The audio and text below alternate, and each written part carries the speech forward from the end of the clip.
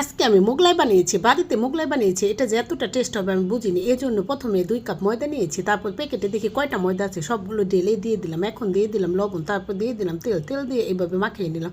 তারপর এখানে অল্প অল্প পানি দিয়ে আমি অল্প অল্প করে সুন্দর করে মাখিয়ে নিলাম। মাখানোর পরে এমন সুন্দর একটা সফট একটা ডো বানিয়ে নিলাম। তারপরে এটার উপরে তেল মাখিয়ে নিলাম। তারপর পাতলা একটা গেঞ্জি তেনা দিয়ে এইভাবে ঢেকে দিলাম। এখন এটাকে সাইডে সরিয়ে দিয়ে নিয়ে নিলাম একটি বাটিতে পেঁয়াজ কুচি এবং কাঁচামরিচ কুচি, সাথে লবণ দিয়ে এখানে আমি এক এক করে 3টা ডিম ভেঙে দিয়ে তারপর একটা চামচে দিয়ে এইভাবে আমি গুলিয়ে নিলাম।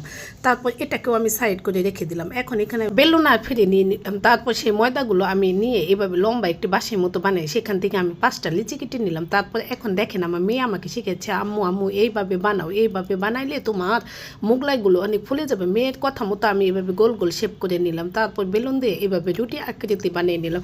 তারপরে বড় একটা রুটি বানিয়ে নিলাম। তারপর এখানে সেই আমার গুলিয়ে রাখা ডিম মুস পেঁয়াজগুলো এখানে আমি রুটির উপরে মাঝখানে দিয়ে নিলাম, দিয়ে এ পাশ থেকে ও পাশ থেকে তারপরে ও চারপাশ থেকে এভাবে ভাঁজ দিয়ে নিলাম। এখন অনুরূপভাবে আমি আরেকটা রুটি বেলে নিলাম। তারপরে ওখানে আবার মাঝখানে ডিম দিয়ে দিলাম। তারপরে আবার চারপাশ থেকে এভাবে আমি ভাঁজ করে দিলাম। এখন কড়াইতে নিয়ে নিলাম তেল, তেলের মধ্যে দিয়ে দিলাম একটি মোগলাইটা দেওয়ার সাথে সাথে দেখেন কত সুন্দর ফুলে উঠেছে।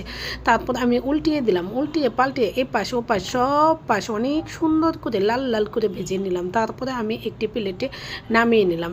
তারপর এভাবে কেটে নিলাম। তারপর আমরা সবাই মিলেমিশে এইগুলোকে খেয়ে শেষ দিয়ে দিলাম। সেই স্বাদ ছিল।